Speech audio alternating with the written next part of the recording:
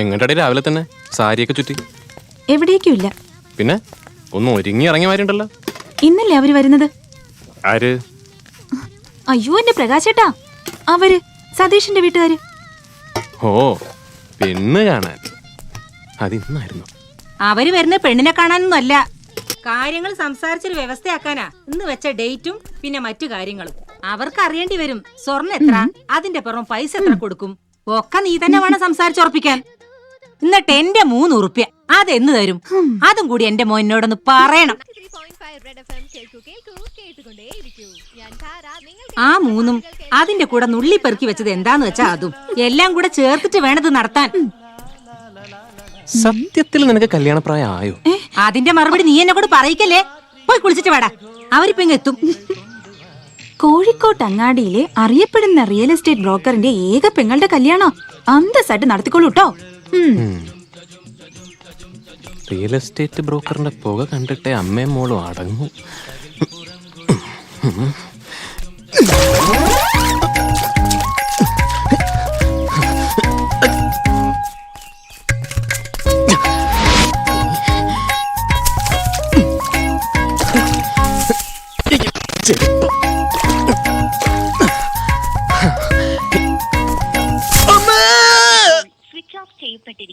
ദയവായി അല്പസമയത്തിന് ശേഷം വിളിക്കുക.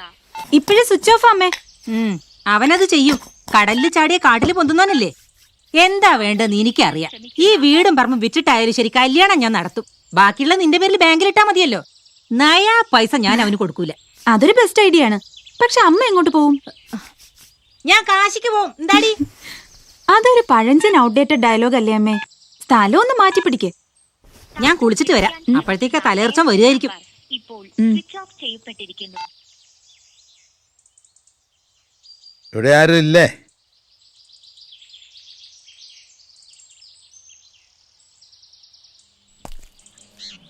ജയപ്രകാശൻ ഏട്ടൻ ഇവിടെ ഇല്ലല്ലോ.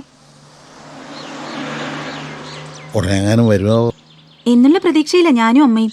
കേറിയിരിക്കൂ.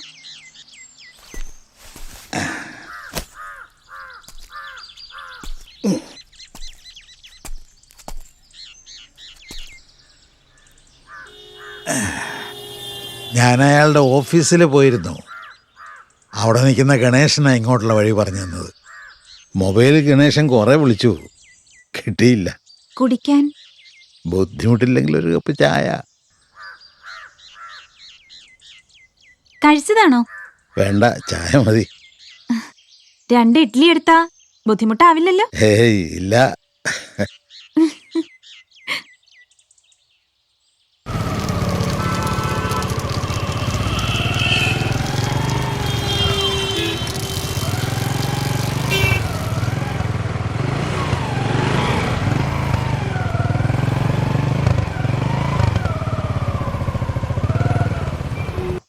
എന്താ ഏട്ടനെ കാണാൻ?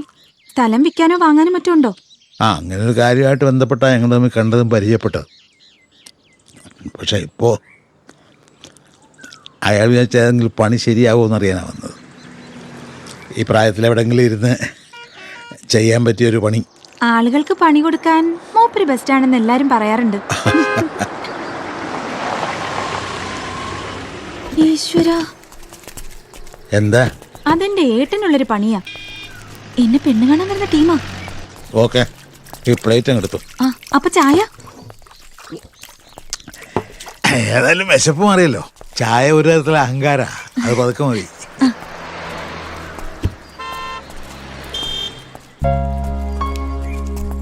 വരിക വരിക. നമസ്കാരം. ഇരിക്ക.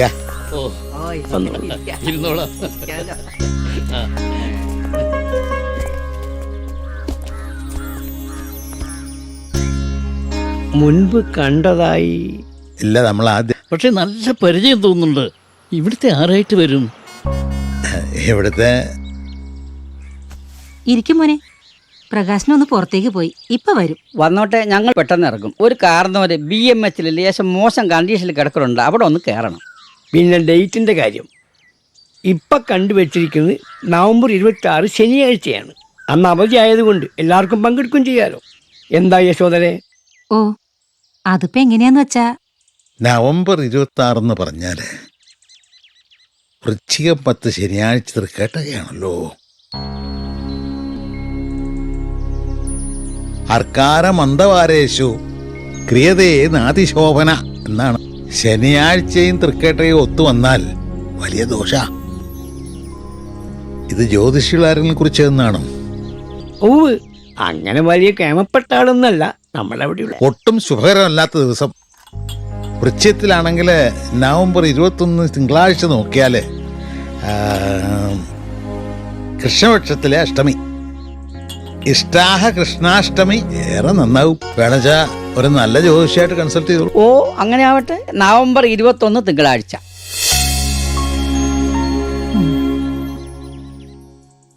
പിന്നെയുള്ള കാര്യം അറിയാലോ. നിങ്ങളുടെ കുട്ടിക്ക് നിങ്ങൾ എന്തു കൊടുക്കും? നാലാള് ചോദിക്കുമ്പോ പറയാനൊരു കണക്ക് വേണമല്ലോ. അപ്പോഴല്ലേ തരക്കാർ തമ്മിലാണ് ബന്ധം ഉറപ്പിച്ചതെന്ന് തോന്നുള്ളൂ. കാശായി വാങ്ങുന്നവനോട് ആർക്കും അങ്ങനെ യോജിപ്പില്ല. അതും കൂടി ഓർണമെന്റ്സ് ആയി കൊടുക്കുന്നതാവും നല്ലത്. ഇപ്പോഴും ഈ രീതികളൊന്നും മാറിയിട്ടില്ല എന്നുള്ളത് ബഹുവിചിത്രാണേ. രക്ഷിതാക്കൾ തമ്മിൽ ഉറപ്പിക്കുന്ന കച്ചവട ഉടമ്പടിയാണോ സത്യത്തിൽ വിവാഹം? ആണും പെണ്ണും പരസ്പരം മനസ്സറിഞ്ഞെടുക്കേണ്ട തീരുമാനമാകണ്ടേ അത്? അതാണല്ലോ അവര് തമ്മിൽ കണ്ടിഷ്ടപ്പെട്ടതാണല്ലോ ഇതിന്റെ തുടക്കം. എന്നിട്ട് അവരെന്താ ഈ കച്ചവടത്തിൽ ഇടപെടാതെ മാറി നിന്ന് കളഞ്ഞ്? വിൽപ്പനയുടെ കാര്യത്തിൽ അഭിപ്രായ വ്യത്യാസം ഉണ്ടായ മനസ്സിലെ ഇഷ്ടം മറക്കാൻ തയ്യാറാകുമോ രണ്ടുപേരും? പ്രായമായ ആളുകളെ ഞാൻ കുറ്റപ്പെടുത്തുന്നില്ല. മുൻതലമുറ ചെയ്ത് അവരും ആവർത്തിക്കുന്നു എന്ന് മാത്രം. പക്ഷേ നമ്മുടെ ചെറുപ്പക്കാരുടെ കാര്യമാണ് കഷ്ടം. അവരിനി ചെയ്യേണ്ടത് ഒരു പെൺകുട്ടിയെ കാണുമ്പോൾ എനിക്ക് നിന്നെ ഇഷ്ടമാണെന്ന് പറയുന്നതിന് മുമ്പ് നിന്റെ വീട്ടുകാരുടെ ആസ്തി എത്രയാന്ന് ചോദിക്കുന്നതായിരിക്കും നല്ലത്. അപ്പൊ പിന്നെ കാര്യങ്ങൾ ഈസി ആയല്ലോ. സോറി, ഡൗറിയുടെ കണക്കറിയാൻ വേണ്ടി വന്നതല്ല. അങ്ങനെ തോന്നിയിട്ടുണ്ടെങ്കിൽ ഞാൻ ക്ഷമ ചോദിക്കുന്നു. അല്ല, ഒന്ന് വെറുതെ അറിയാനുള്ള അങ്ങനെ ചോദിച്ചെന്നേ ഉള്ളൂ. അതെ, അറിയണം. കുറഞ്ഞു പോകില്ല എന്ന് ഉറപ്പ് വരുത്തണം. എന്നിട്ട് ഒരു കുടുംബത്തിന്റെ സ്വസ്ഥത തകർത്ത് നമുക്കങ്ങ് ഇറങ്ങി പോവുകയും ചെയ്യാം. ഇല്ല സർ, ഞാനാ പറയുന്നത്. ഒരു ഡിമാൻഡും ഇല്ല എനിക്ക്. ഇനിയൊരു രജിസ്റ്റർ ഓഫീസിൽ വെച്ച് കല്യാണം നടത്താനാണെങ്കിലും ഞാൻ തയ്യാറാ.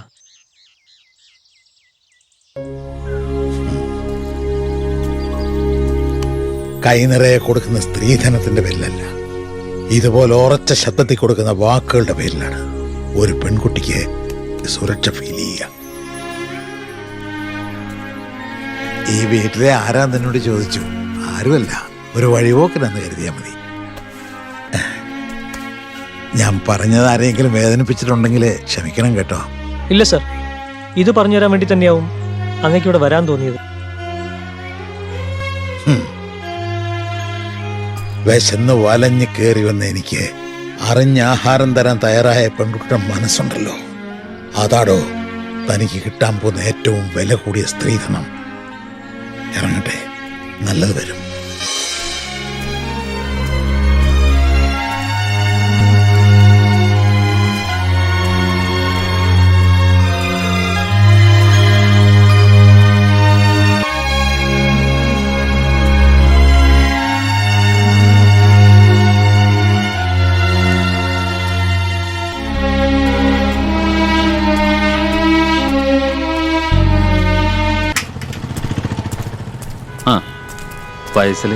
അറിയാം. നമ്മുടെ ഗോൾഡൻ ജെട്ടി കമ്പനി നടത്തുന്ന പാപ്പഞ്ചേട്ടൻ്റെ ആണിത്. ഇത് വിൽപ്പന എന്നുള്ള കേട്ടത്. ഇതുവരെ ആയിട്ടൊന്നുമില്ല. ഞാൻ കൊണ്ടുവന്നൊരു പാർട്ടി അഡ്വാൻസ് കൊടുത്തതാ. അവരെ കൊണ്ട് കൂട്ടിയാ കൂടൂല എന്നൊരു സ്റ്റേജ് വന്നപ്പോ അവരിട്ടിട്ട് പോയി.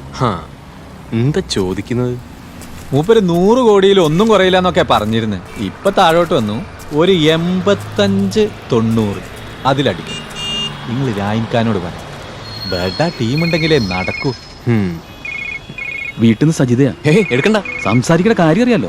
എടാ ഞാൻ സജിത കൊടുക്കാം സംസാരിക്കേ. അങ്ങനെ സംഗതി സോൾവായി. ഇനി ധൈര്യമായിട്ട് ജെപിയുടെ വീട്ടിലേക്ക് പോന്നോളൂ. സതീഷിന് പൊന്നും വേണ്ട, പണവും വേണ്ട, ഫ്രീ ആയി ഡെലിവറി എടുത്തോളാന്ന്.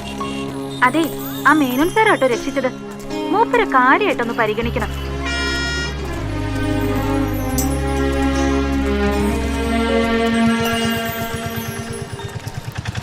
സ്റ്റേഷനിൽ തന്നെ ഉണ്ടായിരുന്നു. എന്തേ, നിനക്ക് ബുദ്ധിമുട്ടായ? എന്നാ പെട്ടിയകത്തേക്ക് റെയിൽവേ റിട്ടയറിംഗ് റൂമിൽ എത്ര കാലം കഴിയും? വിരോധം ഇല്ലെങ്കിൽ ഇവിടെ ഞങ്ങളുടെ കൂടെ കൂടാം. ഞങ്ങളുടെ കൂടെ എന്ന് പറയുമ്പോ ഈ മീൻപിടുത്തക്കാരുടെ ലൈനാ. ചിലപ്പോ ചാകര, ചിലപ്പോ കൊടും പട്ടിണി. ഒരു ജോലിയുടെ കാര്യം പറഞ്ഞിരുന്നു എന്ന് അറിഞ്ഞു. നമുക്ക് അന്വേഷിക്കാം. സാറ് വാ.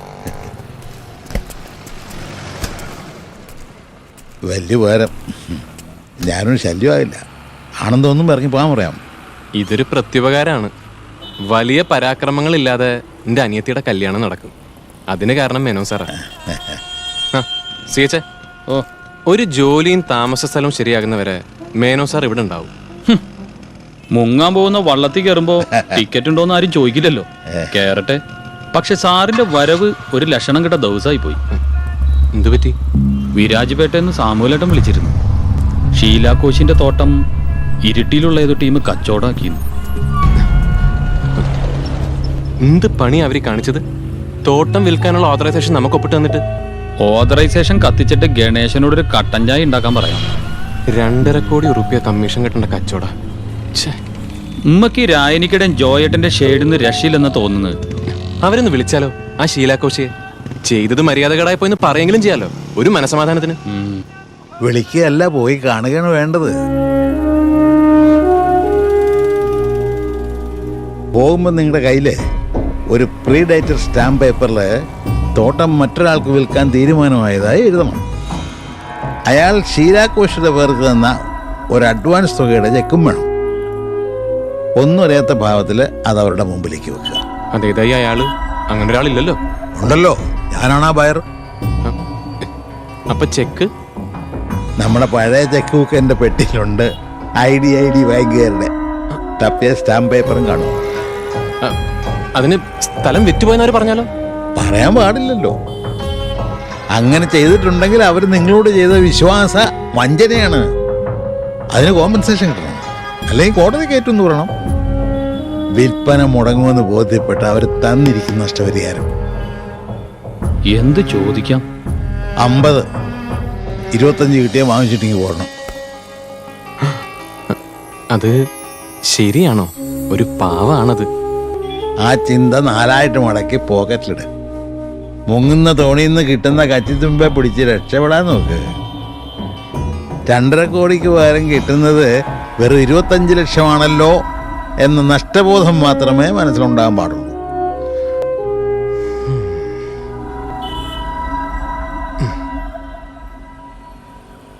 ഇത്രയും കാലം എവിടെയായിരുന്നു?